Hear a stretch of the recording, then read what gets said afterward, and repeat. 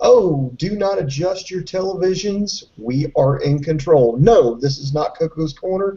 This is the original Wrestle AM.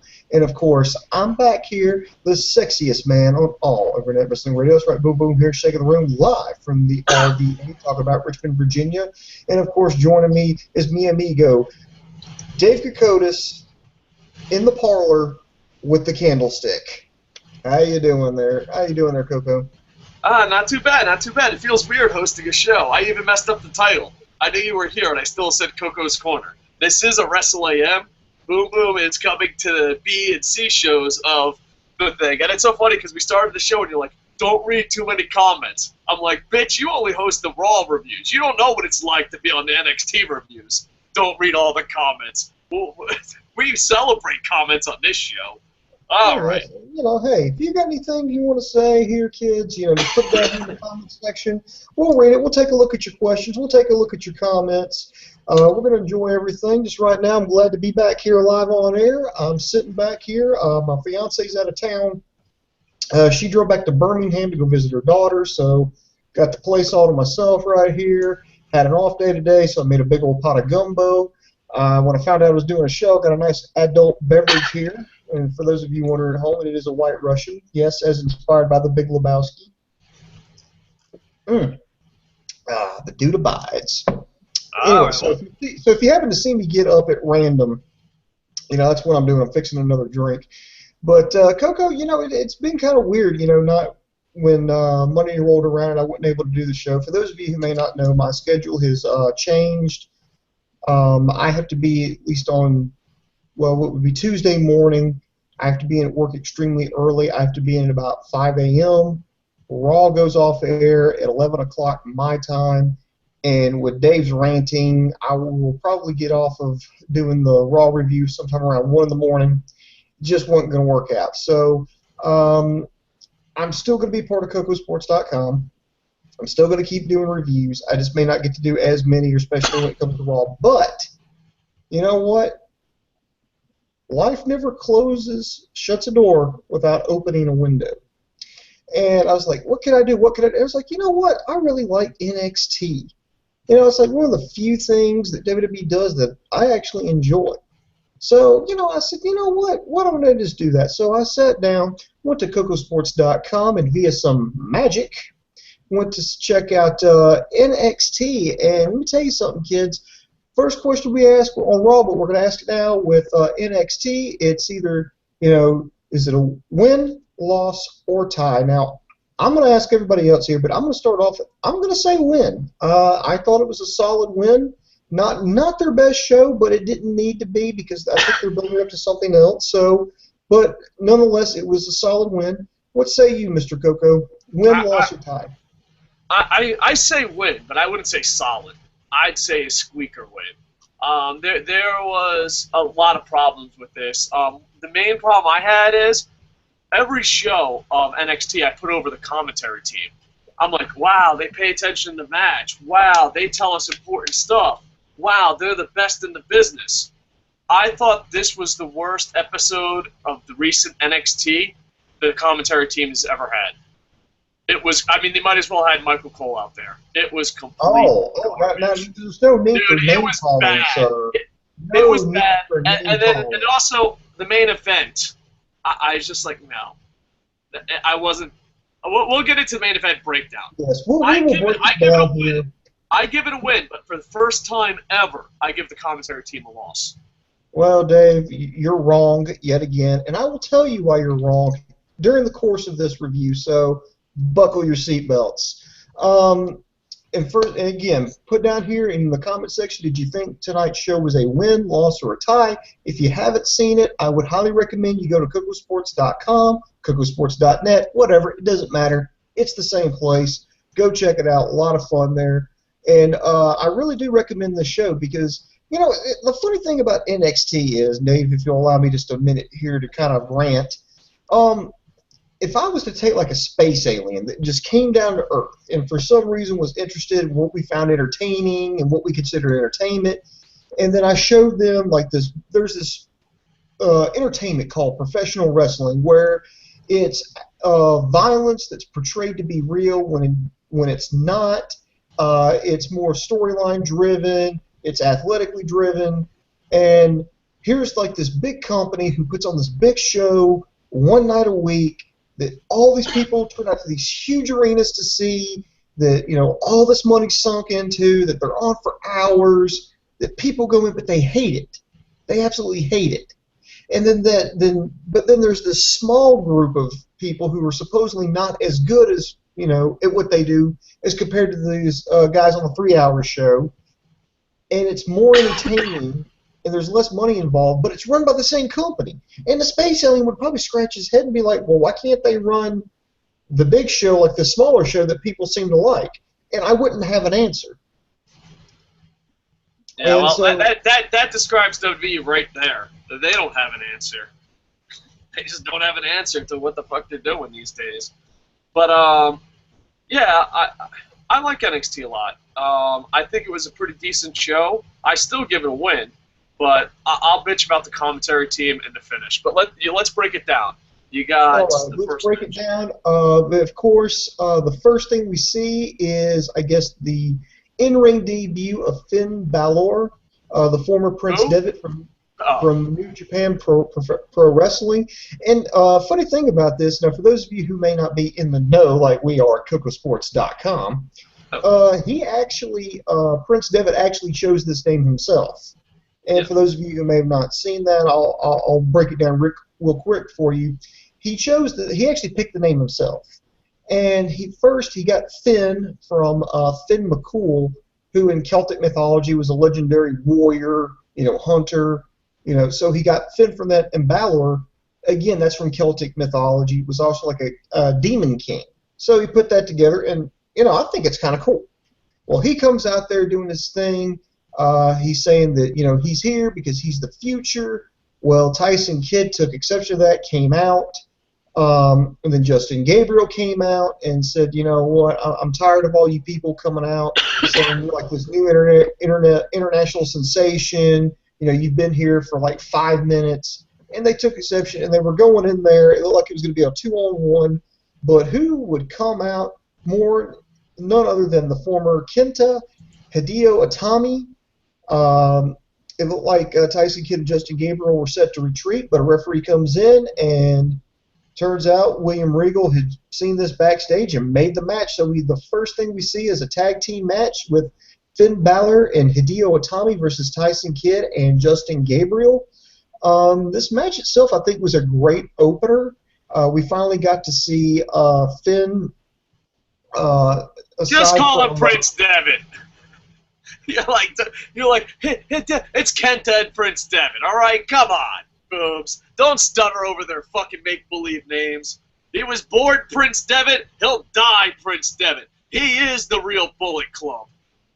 All right, so Prince Devitt and Kenta, go on. You know, and this was great because, I mean, we needed to see something like this because the last thing we saw on NXT last week was Prince Devitt, you know, Finn Balor, whatever you want to call him, making his debut to save Hideo Itami or Kenta from the Ascension. And yes, I believe I'll keep using that name. So you wanted to see more from this, and I think this delivered. And I think Tyson Kidd and Justin Gabriel were the right opponents for it. These two guys were pretty established heels. There would be no confusion here, and I think with the level that all these guys are on, the match worked. They did the dueling drop kicks in the corner, and apparently it looks like Balor's finishing maneuver in NXT is going to be a double stomp from the top rope. Balor wound up getting the pin on Gabriel for the win. I mean, it was a great way to start off. I think it was a great way to follow up off last week. I think you bring out a couple of established heels like Tyson Kidd and Justin Gabriel from to work with. It's great. I was kind of disappointed not to see the Ascension because I was kind of hoping after that match was in that we would just have at least the Ascension kind of come out and say that this isn't over, not by a long shot, you know, and, you know, maybe get something going for the next big event, which I believe is coming up in December, but more on that coming up in this review. But, Dave, I mean, what did you think? Were you as high on the opener as I was? I thought it was actually match of the night. I know a lot of people are going to think that main event was, but I think this is match of the night. And there's something about NXT that I really enjoy that WWE doesn't bring me. I actually root for people. I cheer for people. They bring me joy. Kenta, Prince Devitt, El Generico. I actually have someone to root for on NXT. I have, and not only that, but they're booked correctly. They're booked. I thought it was a great match. And I live in Japan, and Prince Devitt and Kenta is all people talk about in WWE. They don't even fucking bother talking about the other shows. NXT does come on here at J Sports, and me and my friends huddle up, and we either watch via Magic or on J Sports, and that's all we care about. Like, you should see when we watch NXT. Oh, Kenta is gone, Prince Devitt's gone. It's like we come together just to see Kenta and Prince Devitt. And to me, I thought this match was exciting. I liked the way they booked it. And, yeah, I liked everything about it. I really do. I mean, I have to get used to the names. And it's so weird seeing Finn Balor not in the Bullet Club. Because doesn't it always look like he wants to fucking do the gun shit? Because, he poses. And, even last week, he was down and he was picking up the head. And he's like, oh, yeah, I'm not in New Japan anymore. Let me gently put his head down. So I was like, what the fuck? It looked like he did a Snow White thing. I really think he was going to do the Bullet Club fucking dance. The Bullet Club, I don't know, celebration. I don't know if it's a dance. But, because he picks up his head last week, and he's like, oh, yeah, let me just pose. And I actually, these guys bring me joy, and I can't say that about Raw. I mean, do I like Ziggler? Of course I do. But at the end of the day, I know he has no chance of doing anything special. Do I like Cesaro? Of course I do. But I know at the end of the day they have nothing to do special. But with Kenta, Prince Devitt, El Generico, Sami Zayn, I know that these guys are going to bring me joy. And since they're not on Raw yet, they actually have a chance of doing something special and magical. So to me, NXT is a million times better than Monday Night Raw. It's not even close. I mean, it's not. It's so weird. I don't know about you, Booms, but it's so weird. You come watch our Raw reviews, and it's just, that's pretty much our fucking Raw review for 3 fucking hours. But we watch NXT, and I can be completely honest. I clap, I cheer, I root for people, I pay attention to the storylines. It just, you know what? And we have a story on Kocosports.com, and I know Boom wants to get some news. We're not old enough to be WWE fans yet. The majority of our audience isn't old enough. The average age for a WWE fan is 41. Wow. How are we going to say John Cena is a complete failure? I mean, basically, John Cena's going to keep bringing those ratings in and bring the kids in until us older fans die. People are like, oh, you're too old to talk about wrestling. No, we're not. We're not even the average age yet. We're good. Well, Boo Boo's a lot gooder than me. I said gooder. That's right. That's bad English. But that's Jersey grammar. Yes. Yeah, I got 2 books coming out this December if everything goes right. And I just used gooder. Yeah, you will need to take a shower after you read them. The one you're reading is pretty horrible. The other one isn't as bad. Dark. Don't even cover it, son. Yeah, I don't know. I gotta. Yeah. But I will say this. I guess a contrast from NXT to a show like Raw is, one, NXT is shorter. It's not even without commercials, it's not even an hour long. It's not even an hour worth of action, so these guys can't waste time. I mean, they have to go out there. They have to get their point across. It has to be short, sweet, to the point. Everything they do can't be filler. It has to serve a purpose. People who are the most over get the screen time, and if you're lucky, some of these guys are volunteering to go out, or at least I don't know this to be a fact, but it's like, some of these people are volunteering to go out there and job because, well, it gets them TV time, it gets them on, it gets them promoted, and it's a way to give them some practice. And then also, I guess another thing is the crowd doesn't have a chance to get burned out. They're into it. They're into the product. I just want to add something to that. The crowd's not burnt out and into the product. Do you know this television was 6 hours long? This crowd had been sitting there for 6 hours. 6 hours, dude. They do all the tapings like in 1 or 2 days. So when this show came up, they've been sitting there 5 to 6 hours. So it's just amazing. Yeah, and then another thing is their characters are I mean, the exact polar opposite of John Cena. I mean, John Cena's fucking Superman. Like, here's an example. Like Hideo Itami. He'd been getting his ass kicked for, what, 3 weeks? 3, 4, 5? I mean, God, it seemed like fucking forever against the Ascension. And, yeah, I mean, yeah, he got the best of them when he got the drop on him at Arrival. Or was it? Well, anyway, but the last special event that they had, yeah, he got the drop on. But every week after that, he got his ass kicked. It was 2-on-1. He kept getting beat, but he kept going back, and he kept getting beat till finally he called up Finn Balor to even the odds. And you know what? I mean, little things like that. I mean, they would never do that with John Cena. John Cena would always find a way to get over, to get the best of, over 2 guys, 2 former tag team champions. But out here, it's a little bit more realistic. But anyway, let's move on to the next, the second match here. I don't want to spend too terribly long on the opening match, even though it was great, very great opening match. But next, I think it was match of the night. I really do, and maybe it's because I love. I think it was a close second. I will say this: I think it was a close second. All right. The next match, brought it down a lot. I don't know about you, but after that, I was let down. I know some people are going to want to try to shit on this. That would be me.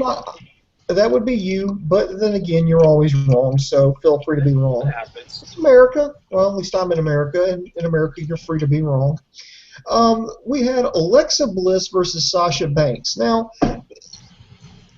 I know, Dave, why you want to shit on it. I know why, because it was basically a squash match.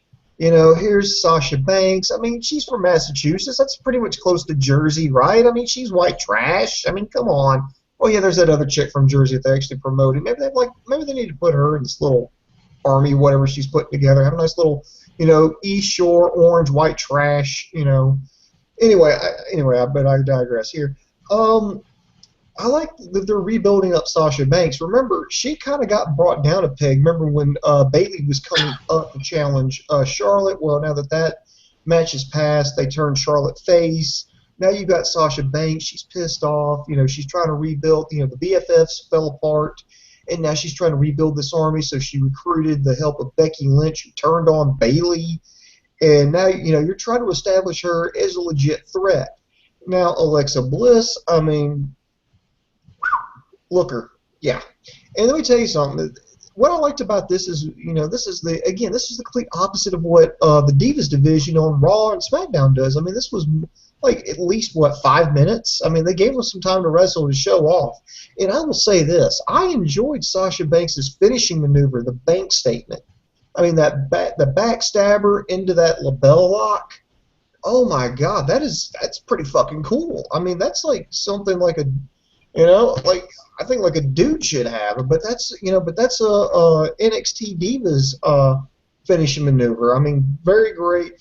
Anyway, it reestablishes her as a bad guy, as a legit threat to the women's title, that she's putting together this army, and I think it worked. And, and I hate that it had to be done to the expense of Alexa Bliss, but come on. I mean, I don't think it really hurt her in the long run. So, Dave, I could see why you didn't like it, but can you hear what I'm saying? At least say why you should, just kind of, okay, don't take it too seriously, just enjoy this and see it served a purpose.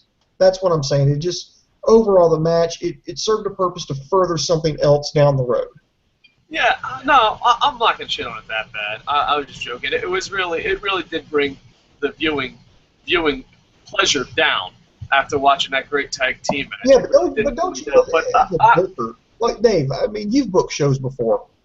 Don't you, as a booker, when you have something that big, that special, that spectacular, don't you want to kind of, follow it up with something that's not going to be as spectacular on paper, because you don't want to, for one, you don't want to take away from what just happened. You want to let that sink in and let it stand out as something that's great, but you don't want to follow it up with something just as spectacular, because you want to give the audience a chance to catch their breath where they're not comparing the two segments. And isn't this, like, placement-wise a good place to put it? Yes, but for a different reason. I never believed in cooling down the crowd and all that. Just let the crowd do it. I think you don't do the same match So you see how they had 2 tag team matches and 2 singles matches? Well, booking-wise, this was good because none of them were back-to-back. And then you had a woman. So, like, to me, I don't, some people are like, oh, cool down the crowd and all that.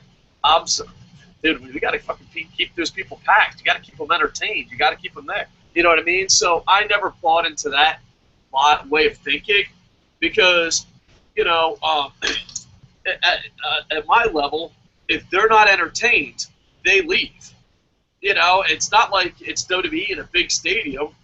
It's just like, oh, here's 1,000, 2,000 people. That's not that many people. So you have about 1,000 people, and they're like, oh, this fucking match sucks. It's time to leave. So I never thought about cooling down the crowd, but I did think about don't have the same exact matches. Like, don't have 2 tag team matches. Don't have 2 hardcore matches. Don't have 2 women matches. Don't have, 2 single matches are okay, but you don't want to do like single. You know what I mean? You want to mix it up so that there's variety. So it's good booking. But as far as like the theory goes, I only booked to about a crowd of 400 to maybe 3,000 to 4,000. I booked in that range. And yeah, no, if I started killing the crowd, people left. And you didn't want people to leave because that's the last thing they remember. So you have to keep them interested. But yeah, definitely different things. And I don't know, I'm not going to shit on it too much. I just thought Alexa Bliss should have got more in. But NXT is famous for you're putting people over, oh, we're going to repackage you. They're a lot more famous about that, so I don't think Bliss is going to be stuck being the women's Zack Ryder. And she did challenge Charlotte, so I'm a huge fan of Charlotte. Should be good. I think Sasha Banks is great. I just don't think she's anywhere near Charlotte's range. I don't think anyone on the WWE roster or NXT roster. I think so highly of Charlotte these days. All right, next, the tag team match. Yes, it's a tag team match here. This match here, again, I like this match. Now, granted, was it as great as the opening tag team match? Hell no, but it was still good. You had a tag team match. You had the reigning defending champions, the Lucha Dragons, taking on the tag team of Blake and Murphy. So let me look at this. There's several things here that I took away from it. I went into this match thinking, okay, well, what are they going to do? I mean, obviously they need to make the champions look strong because you've got the, they're going to have a challenge from the Vaudevillains coming up soon, so you got to make them look good. But another thing I thought about 2 things going into this match, and this was, okay, this is kind of like inside baseball here, but one, I kept thinking, about Rey Mysterio wanting to leave, and obviously people have been talking about maybe Callisto, filling that role to replace Rey Mysterio when his contract expires in the spring, and it's looking like all the legal wrangling's going to be over with, so I'm thinking he's going to be gone by spring. I kept thinking, well, let's look at Callisto. Can he fill those shoes? Is he capable of it? Will WWE give him a shot? So I looked at him, and then another thing that I was looking at, believe it or not, was actually Buddy Murphy. Now, some of you are like scratching your head, what? Boom, boom, why would you look at Buddy Murphy of all people?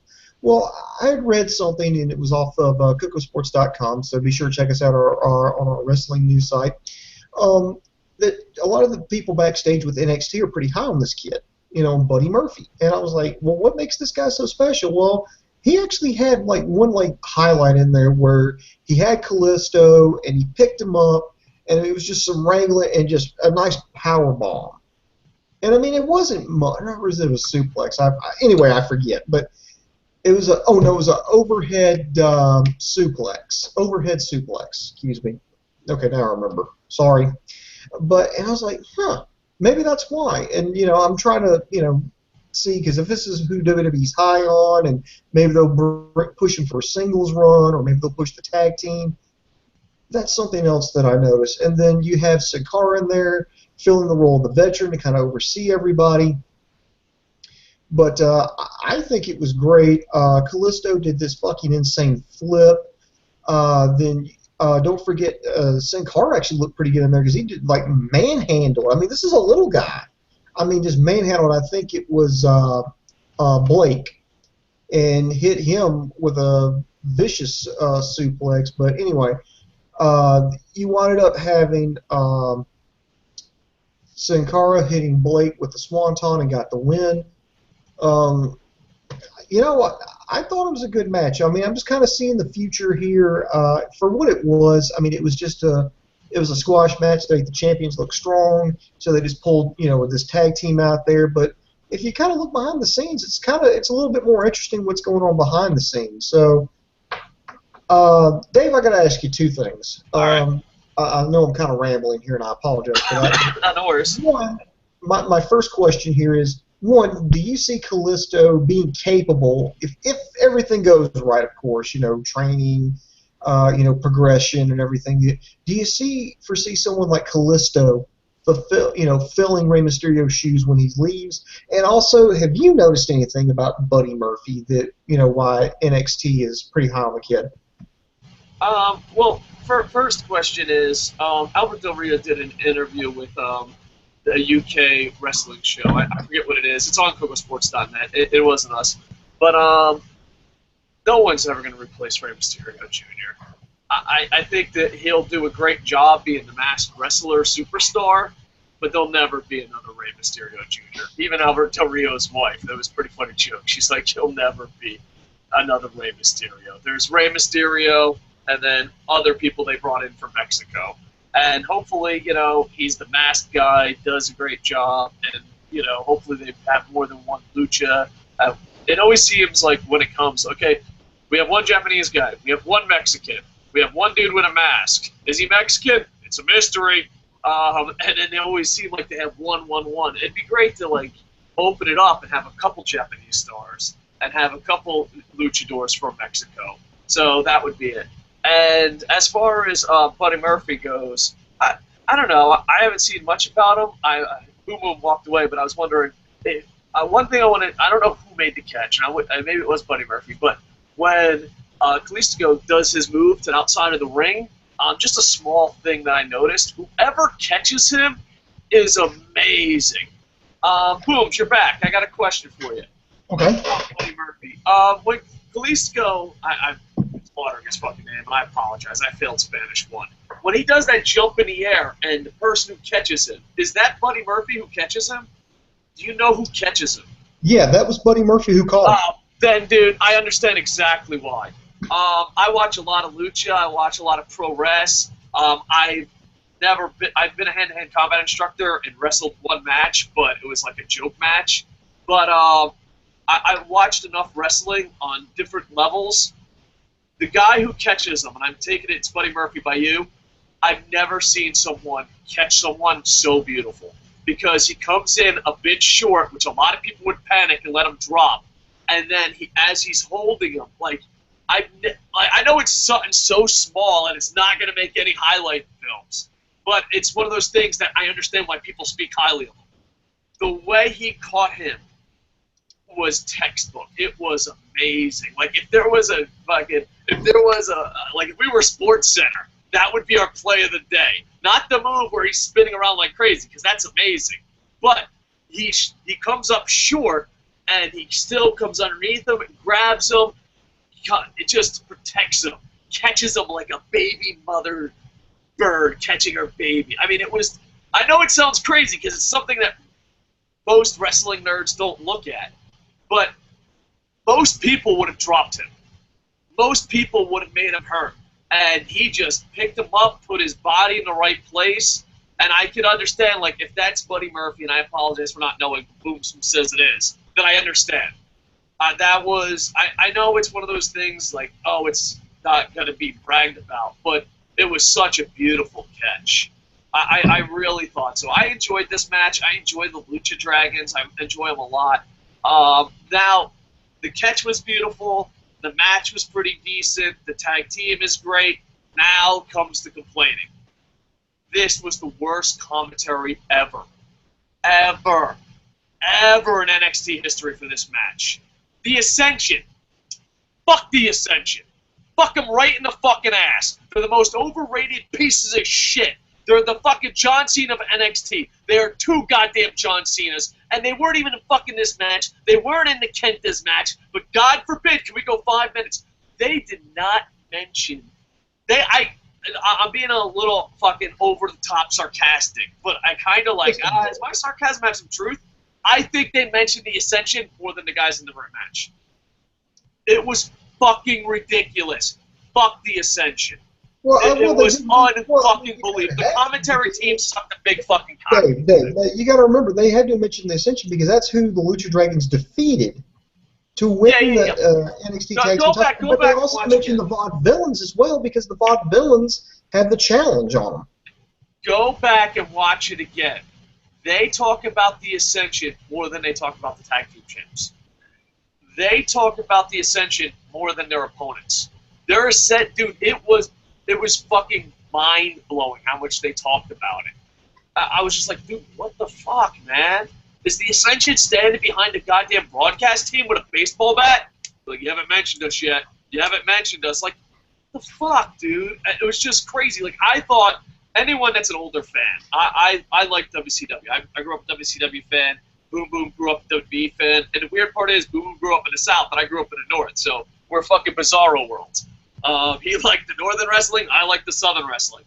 But it reminded me when the NWO first came out and got popular, every promo and everything had to be about them. Dude, the Ascension felt that way. It just, like, it was ridiculous. The commentary team, I normally love the commentary team, but this is the worst they've ever done. Now, I hate fucking non-title matches. Boom Boom. In one word, in one sentence, explain how much I fucking despise non-title matches. Dave Kokotis hates non-title matches so much, he wishes that anytime anybody announces that there is a non-title match, you should be allowed to take out your tallywhacker and pee on the floor and chant, "This doesn't count," the entire time that you're urinating. I think that about sums it up right there. That's good, that's good. But here's the thing. They made it even worse. There was like, oh, you fucking hate non-title matches? Well, how about a non-title match with a spiked fucking dildo in your dick hole? Oh, well, gee, come on. First off, it's a non-title match. So already fucking angry. Already angry. Talking about nothing but the Ascension. Just adding fuel to that fucking fire. Then there's these statements. Well, if they win a non-title match, maybe after a couple more wins, they'll get a title match. Are you out of your fucking mind? So not only is there non-title matches, but if the champs lose, that's how you become #1 contenders. You're like, okay, that's shitty. That's shitty. But then they take it to a whole new level, and they're like, if they beat the champs, maybe one day they become... Are you out of your fucking mind? Pretty soon, the champions never have to fucking win. Look at... Oh, God, do I fucking hate how they book goddamn title matches. It's like, I honestly think they watch this fucking podcast. I'm a little bit delusional. Come on, this delusional ride with me. And they're like, you know what?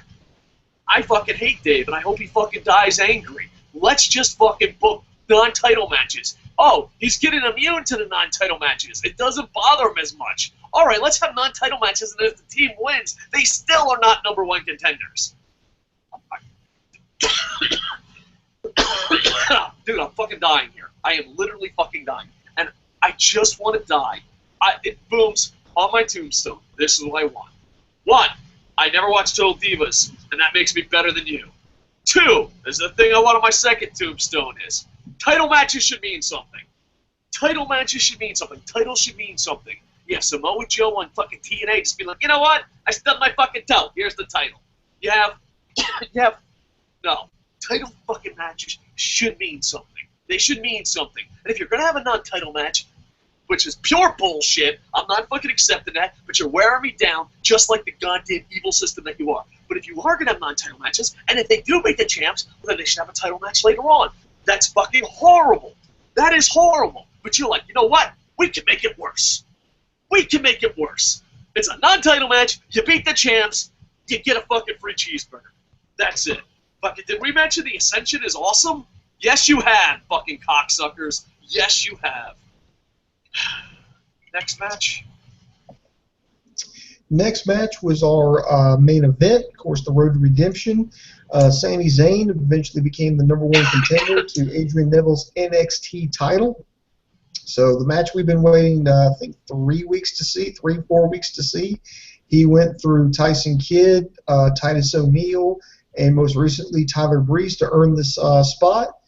You know, I love the match. I think this was match of the night. This was absolutely amazing. The crowd solidly behind Sami Zayn.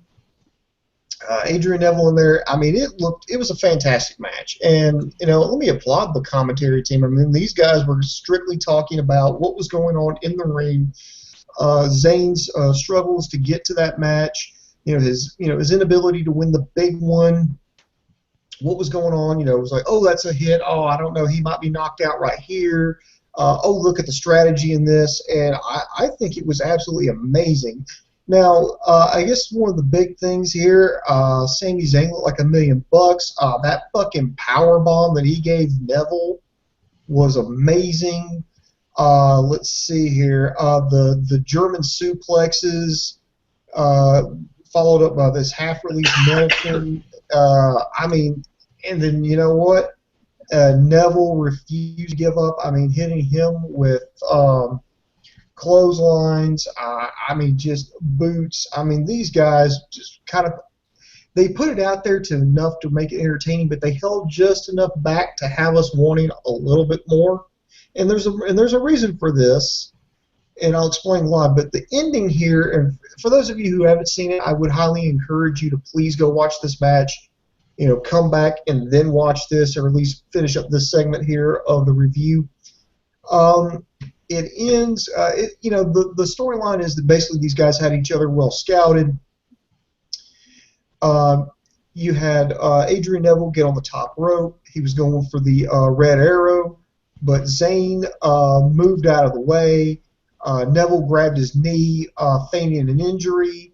Zayn looked like he was ready to go in for the hell of a kick, but the referee was telling Zayn to back up. He was calling for the injury. Again, Neville clutching his knee, and finally Zayn goes over there to get a closer look at things. Neville rolls up Zayn for the small package, gets a win, gives a little pat on the back, then goes back to his knee, and Zayn is just sitting there going, what the fuck? Did I just fucking lose? Oh my, what the hell? And then you got trainers, referees in there.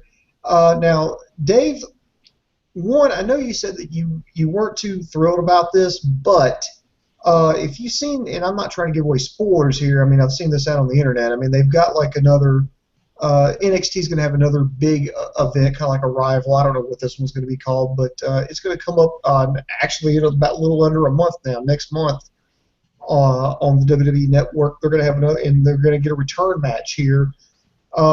One, do you think this match served its purpose by wanting us to have a little bit more, to build up some more sympathy for Zayn?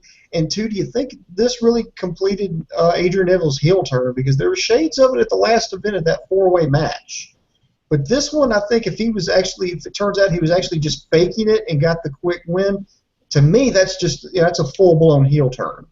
So, Dave, I mean, just tell me, what are your thoughts here? I thought it was a decent match. They were very tired. They wrestled a lot of matches, especially Sami Zayn. Just a lot. Because you got to remember, they do, like when the commentary's like, oh, it's been 3 weeks. No, it's only been like 3 hours. And he's wrestling crazy. He wrestled so much in such a short amount of time. And they were really tired. They put on a good match. No 5-star match, but it was pretty decent. I understand that they had to push it. I was shocked that they gave him the title match because I don't read spoilers. So I was shocked, like when they're like, "Oh, next week they're going to give him the title match." I'm like, "Oh, it's not going to be on live television," because I didn't read spoilers. So I was like, "All right, that's kind of strange." And then when the match was happening, I was like, "Oh man, this is kind of cool. I wonder what they're going to happen." I'm like, I don't read spoilers, but it's one of those things. If there was a new NXT champ, that would leak out somewhere. So I was a bit confused about that. And when they went to the finish, I was oh, okay, I get it. But not only did I say, oh, okay, I get it, I kind of, it broke, when you watch good wrestling, when you watch good pro wrestling, you're in a zone. It's like watching a good magician or a good storyteller. You're in that place. And when something goes wrong, that place crumbles. And you're like, what the fuck am I doing? I was in the zone paying attention, and it crumbled with the referee. Like, if he's hurt, just call the match. But, like, oh, he's hurt. I don't know what I'm going to do, but stand back. I'm just like, dude, it just takes you out of fucking reality. Like, you're focused, you're in this kayfabe world, you're in the zone, you're like, oh, okay, he's hurt. What's going to happen? And the referee's like, oh, don't bother him, just step back. Well, the match should be ended. Well, why? I don't know. I just thought the way the referee was handled in the booking of this, like, I understand, okay, we can't have a title switch not on live television. We can't because it will spoil. Okay, I get it. Sami Zayn is very popular. They're chasing the title. Okay, I get it. I get all of that. But here's the thing that I don't fucking get is, like, why couldn't the referee be more confident? Like, I was totally into your fucking world. And then the referee out of nowhere is like, oh, this ain't fucking real. I just did not enjoy the referee. I think the referee, these two great athletes, because I mean, if he's obviously holding Sami Zayn back to avoid attacking Adrian Neville when he's trying to assess the injury to Neville, and then Neville just rolls him up. I mean, shouldn't that be like a two-way street? I guess was what you're saying. Not only, but like, all right, he's hurt. You're like, okay, back off. Okay, first off, that doesn't fucking make sense because if you're saying back off, the fight is over. You know what I'm saying? And I'm not even saying MMA and UFC and all that. Just in pro wrestling. If the guy can't continue, the fucking fight's over. So I'm like, okay, fucking all right, the referee's inexperienced. He doesn't know what he's fucking doing. I'm trying to be in the kayfabe zone. And then he gives the X like he's injured. Like, okay, well, the fucking match is over. But the match is fucking over. You fucking just called the doctors down. Oh, and then fucking Sami Zayn goes over there and like, hey, pal, what's going on? And it's awkwardly long. I don't know. It's just, it was such a good match ruined by the referee. If that referee didn't get fucking reamed out, like, it was like two great athletes telling a great story, and then some fucking idiot who's wearing a fucking zebra shirt messing it up. Scoot Andrews would choke that fucking bitch out in a second and stretch him. Like, if this was old school pro wrestling, not be a star, they would have fucking just stretched out the referee for fucking up the match. That's what they would have done. I mean, he fucked up the match. He fucked up it was like Sami Zayn and Neville were putting on some great art. And then fucking out of nowhere, fucking the referee just started flinging shit around. It's just like, no, why is the referee ruining your fucking great art? I understand the story. He's hurt, you're checking on him, you do the X, the match is over. That's what fucking should have happened. But no, it's like, oh, he can't continue. 99.9999999% of the time, this means the match is over. Oh, well, let's do something where we're going to fucking add realism to it. Oh, he's really hurt. Come on down. Just kidding. Everything's fine. 1, 2, 3. I just like two great athletes busted their ass for some fucking goddamn fucking ass-kissing referee to fuck it up. Well, Dave, you know, I'll look at it this way. Overall, I think this was a great show. I think if you're part of the Internet Infantry or just a fan of pro wrestling, you need to check this show out. You can check it out at Kocosports.com. What I find, interesting about this is, yeah, me and Dave have got some complaints, but compared to a lot of the stuff that we complain about, particularly with WWE and their product, this stuff is fucking minor. I mean, we're nitpicking about shit that we should be. I mean, okay, the commentary team hyped up the Ascension a little too much. Okay. Well, you know what? I didn't like the ending to the Sami Zayn, Adrian Neville match. It didn't kind of make sense. I was like, I really wanted to see a better ending. I want to see Zayn get that win. I want to see him, I mean, we're complaining about the right stuff. At least in my opinion, we're complaining about the right stuff. In fact, you know what, Dave? Overall, what do you give the show? Well, let's just say a scale of 1 to 10, with 10 being the best, 1 being the worst. What would you give it? Oh, that's tough. That's really tough. All right, I give it a win. I give it a win for the win-loss tie. But out of 10, you're being attacked by Godzilla over there. But out of 1 out of 10, I give the wrestling a 7 out of 10, and the overall presentation of the show, maybe drop it 1 whole point, maybe more. With the presentation, tougher than I say The wrestling, I say 7 out of 10. But the television show, the whole presentation, 6 out of 10. Nah, dude, I'm going to give it a 7 out of 10. I think it was a solid show. Was it perfect? No. Did it have some room for improvement? But yeah, this is like the fucking developmental league. It's already miles ahead, better than Monday Night Raw. That's what I'll say about it. In fact, Mr. The King, he's the. I mean, we got plenty of comments here, believe it or not. And I'm going to start off with Mr.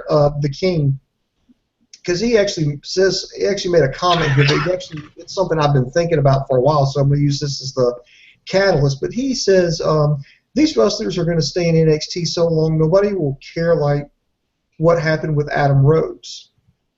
Yeah, go ahead.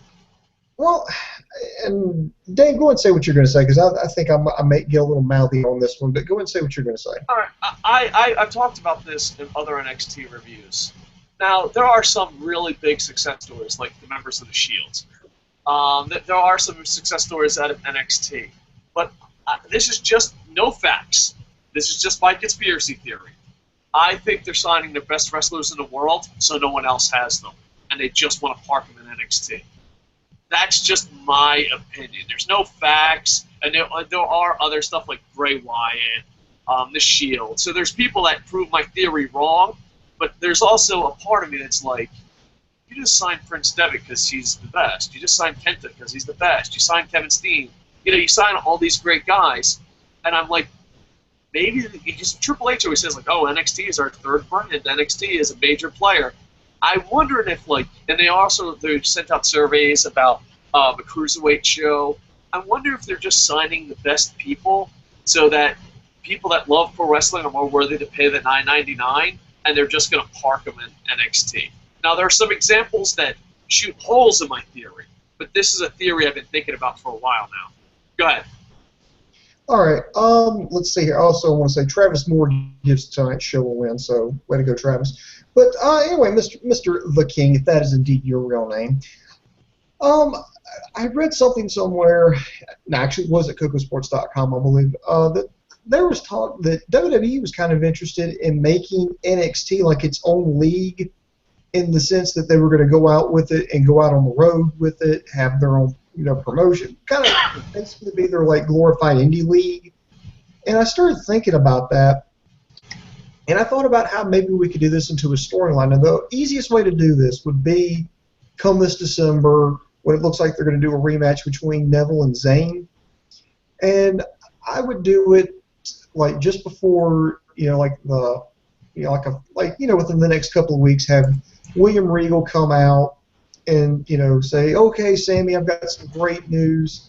For those of you, keep watching, WWE, here on the WWE Network, you've seen that Sami Zayn's been working some matches on WWE Superstars. Well, the powers that be are very impressed by your work, and they've called you up to the main roster.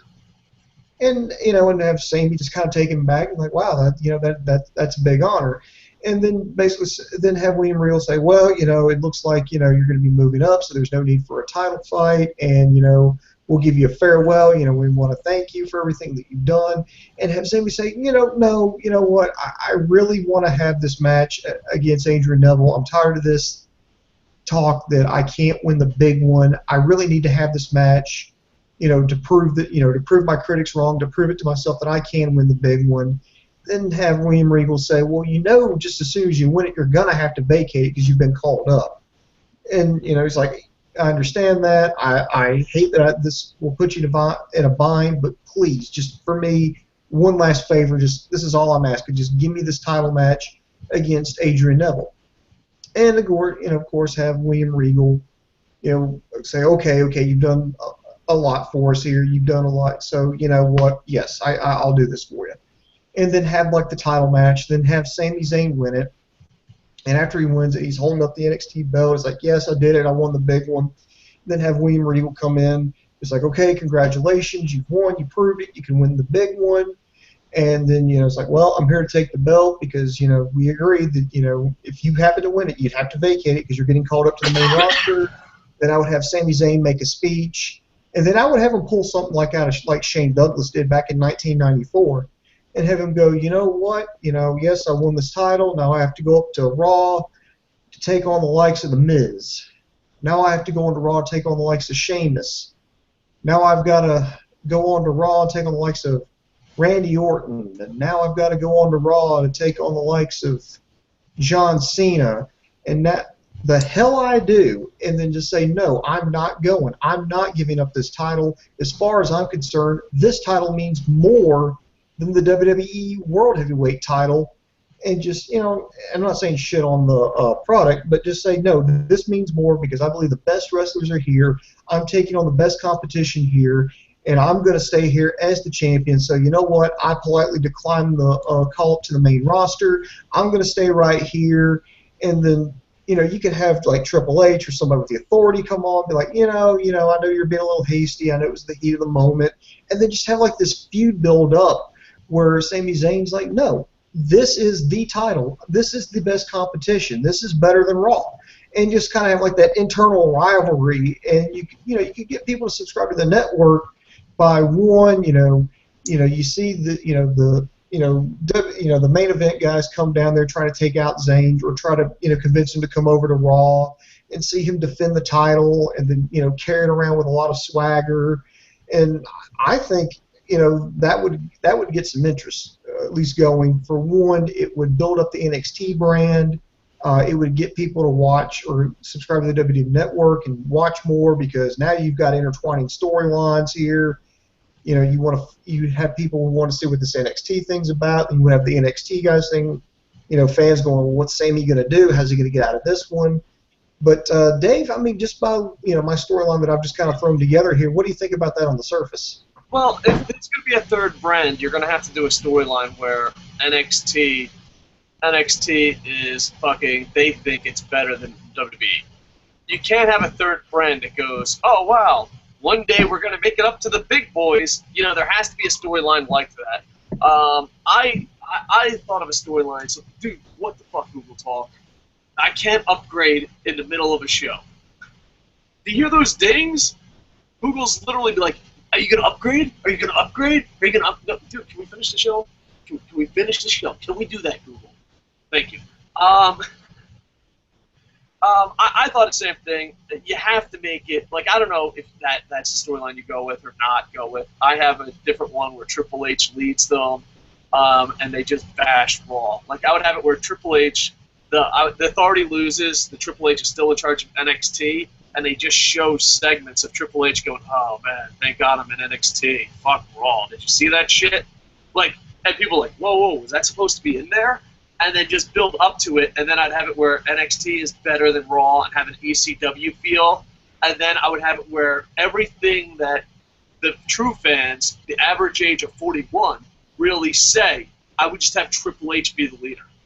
Like, I would have John Cena come down, I would just fucking bury him on NXT, the same way they did at the ECW arena. Because if it's a third brand, they have to believe, it's a good brand.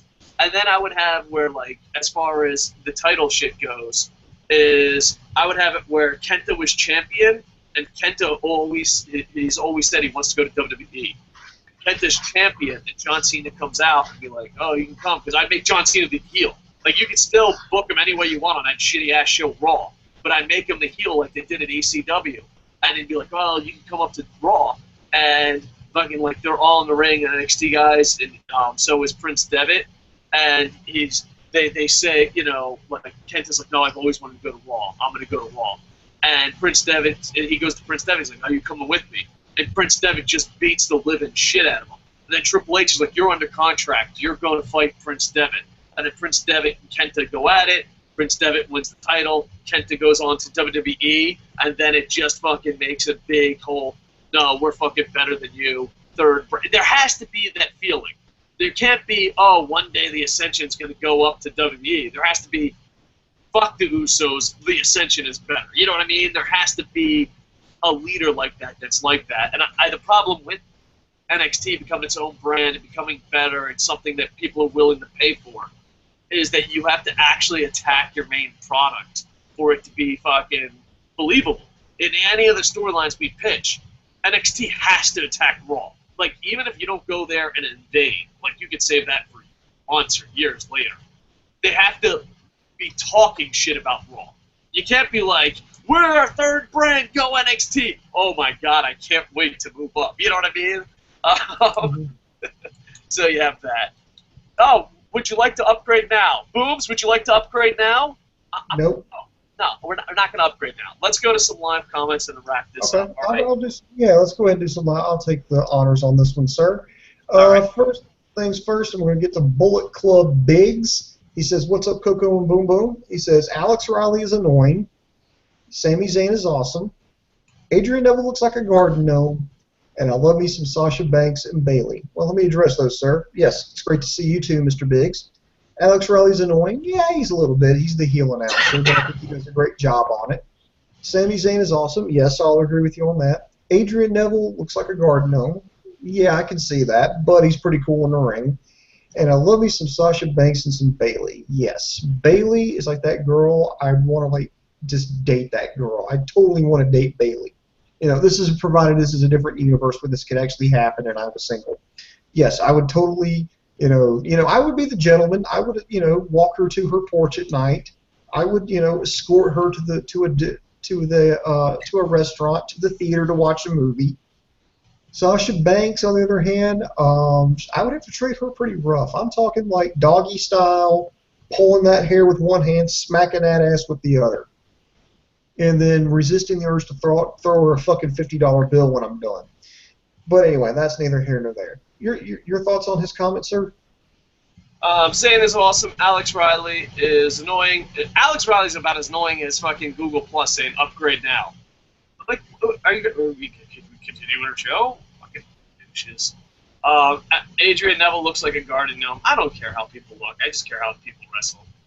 Sasha Banks, I just find to be annoying. Bayley, I mean, she can wrestle, but just the character. I just don't deal well with bitches. Like, all right, whatever. Especially like fake ass bitches.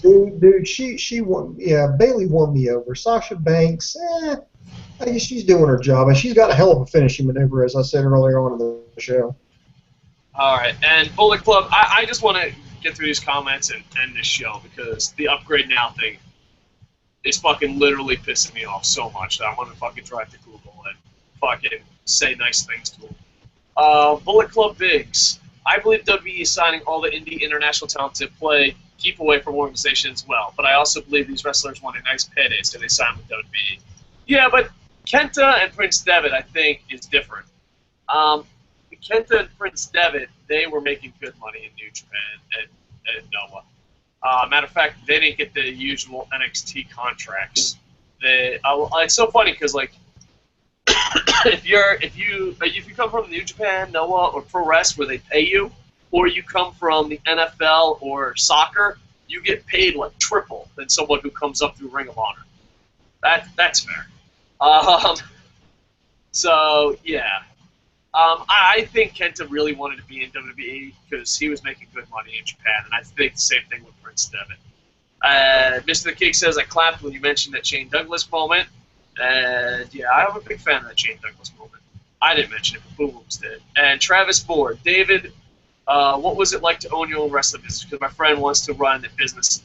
How did you do it? I'm going to save this question because that's a 3-hour show. I'll give you the shortest version ever. It's really time-consuming and stressful if you do it right. A lot of people do it wrong, and because they want to have fun with it. And I know this is going to sound asshole-ish, but if you're successful and you don't have a lot of money, it's not that fun. You just got to be going, like, you got to take it very seriously. You got to go. There's so many federations out there that just fail miserably because either they're lazy or just don't have the dedication. Even a successful indie show is a lot of hard work. It really is. I can go into way more details, but I think that's it. Booms, do you want to add anything before we wrap this bad boy up? Yeah, we got several things here. I do want to say thanks Forsaken for watching. He said he updated the scores. Bro, pad my score by about 50. Just enough to, I don't have to beat you. Just have it to where I beat Dave. That's all I'm asking. Just have it to where I beat Dave. Come on. Come on, help a brother out. Let's see here. Actually, some late breaking news here. Apparently, it's looking like and this just came down off the wires here. It's looking like Great Khali is done with WWE. They removed his profile from WWE.com. Thank you, Jesus. That's a little bit of a shock for me, and not because of his great wrestling skills. I'm being a little sarcastic there. I'm shocked because he's really a big-time celebrity out in India. Like he's, I don't know. I ask a lot of my friends from India, and I ask people. He's kind of like the Shaquille O'Neal of India. Like he's that popular. But I guess being popular in India isn't enough. You know what I mean? Plus, TNA beats them out in ratings, so maybe it's just, I don't know, maybe there's some drama behind that. But India is a huge television market, and India is a huge market, and he was very, very popular there, so I'm kind of shocked by it. I know a lot of people ain't, but I am. Let's see, and there's just a couple more things here. I doubt we're going to go into depth with it because Dave's wanting to get off here, but... do you want me to just try to install it while we're on air to see what happens? Yeah, you can do that, and if it doesn't fail, we'll just wrap up the show. So if we go off the air suddenly, that's just what's going on. But if it works, when we get off the air, we're going to Kocosports.net because it keeps saying upgrade. All right, we're gonna upgrade. There we go. We're upgrading. All right, Dave, you click that button. I'm going to share the next news segment here. This was a big story this week. Came out of earlier this week. Jim Ross has signed on to call Global Force Wrestling's presentation of New Japan's Wrestle Kingdom 9 on January 4th. This is fucking huge. I mean, Wrestle Kingdom, if you have not seen a Wrestle Kingdom, I would highly recommend that. I watched Wrestle Kingdom back in January. And I said, wow, this is pretty good. And Dave's like, oh, Booms, no, you should have watched the one the other year or the year before. Those were so much better. And I was like, dude, the Wrestle Kingdom I watched was bad? Yeah, it was bad. I was like, dude, I want to see a fucking awesome one then. Because I was entertained thoroughly by Wrestle Kingdom 8 this past year. And Jim Ross will call it over in Japan. Now, this is huge because as of about, I think, like 3-4 weeks ago, Jim Ross said he wasn't going to do it. He said, unless, they make me like some kind of massive offer, I'm not doing it because it's going to cost a whole lot of money to get me to miss my birthday, miss the Ronda Rousey fight, and fly to Japan to go do this. And lo and behold, they've done this.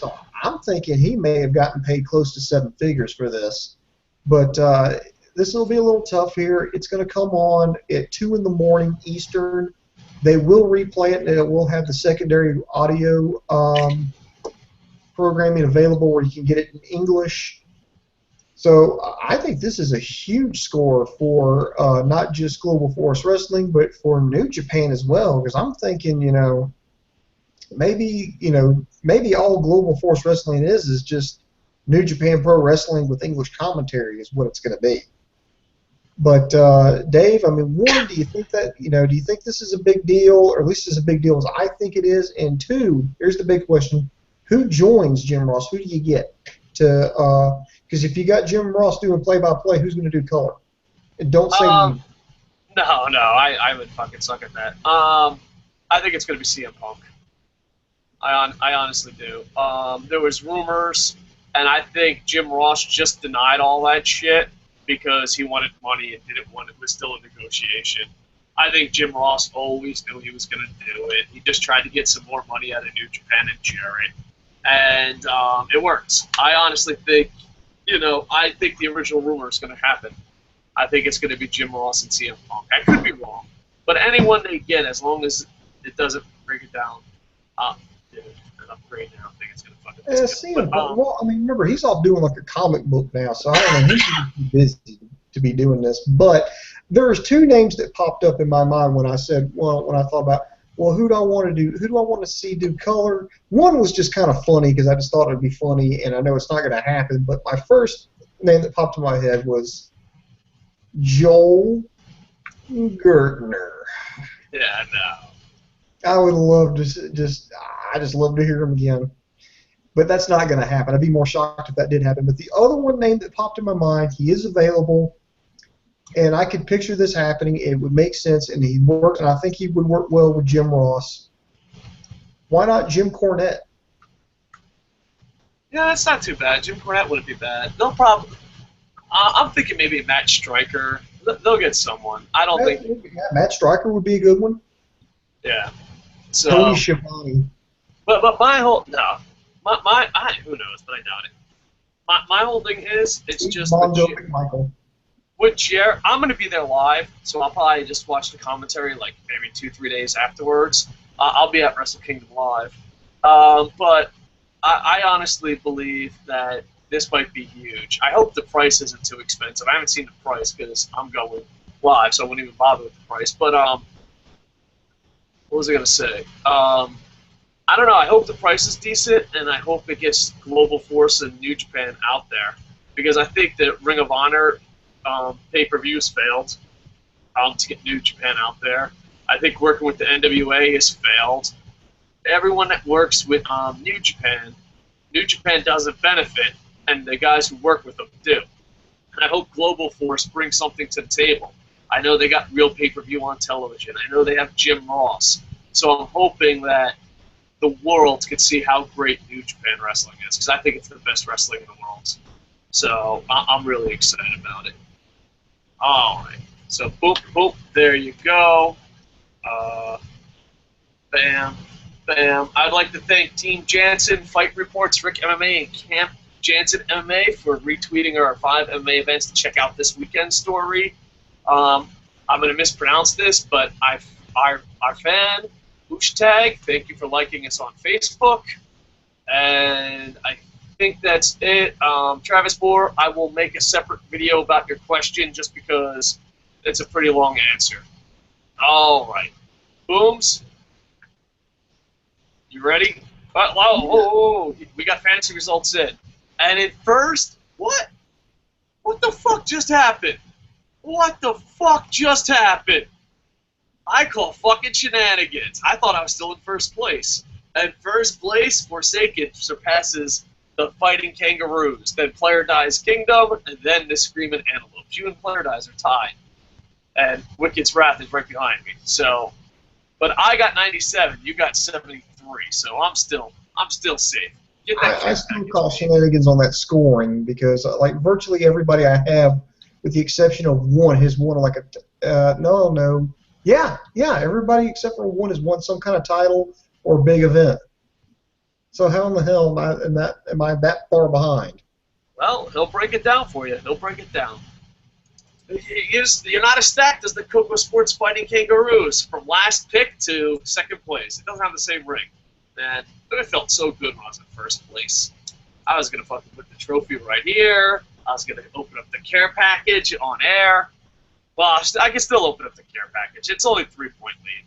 And on NXT Developmental League, Player Dies has 28, Forsaken has 19, Team Moore 18, pay-per-view profit winner Adam Goulet 15. Even though I think Adam Goulet is gone because you messed up pay-per-view profits once. Adam, that's not cool. X-Ray Vision is 12, and Ewok has 6. Oh, poor Ewok. Poor Ewok. Ewok's just getting his ass whooped. All right. Bam! Please check out Kocosports.net for all your combat sports news. Please like, comment, subscribe. And Booms, it's great to be back, man. How does it feel to be back, my friend? Remember when we said this was going to be a short show? You missed it. You wanted to talk. You wanted to get your views out there, Booms. Does it feel good to be back? Yeah, it feels good. It feels great.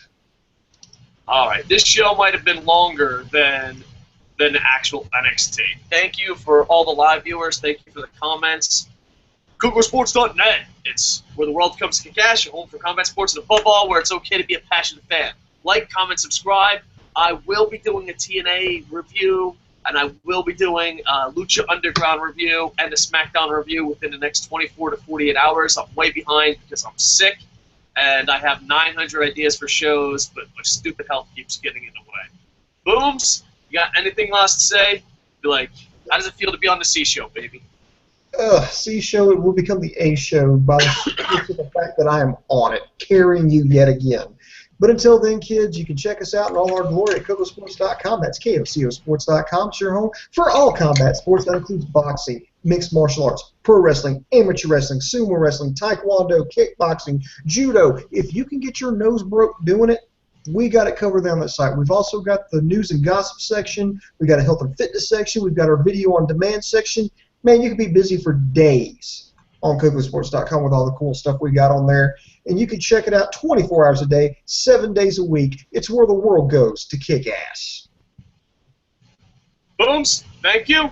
And I guess we have to upgrade now. I hope the audience doesn't hear it. I kid you not. Do you hear the upgrade now noise? No. So it's just pissing me off. It's like ding, ding, ding, ding. Like, all right, it just dinged 5 times, and it's gonna ding again, and it's gonna ding again. And then I download it, I upgrade it. It doesn't stop the show. It doesn't even stop the dinging. So you're the big fucking winner, Google Plus. I'm starting to think Google doesn't like us talking pro wrestling. It's ding. There it is. It just dinged again, baby. Upgrade now. No, I'm not gonna upgrade now. What are you gonna do about it? They're probably gonna take our channel away from us again. Great. Anyway, Kocosports.net. Thank you. And with that, I am over.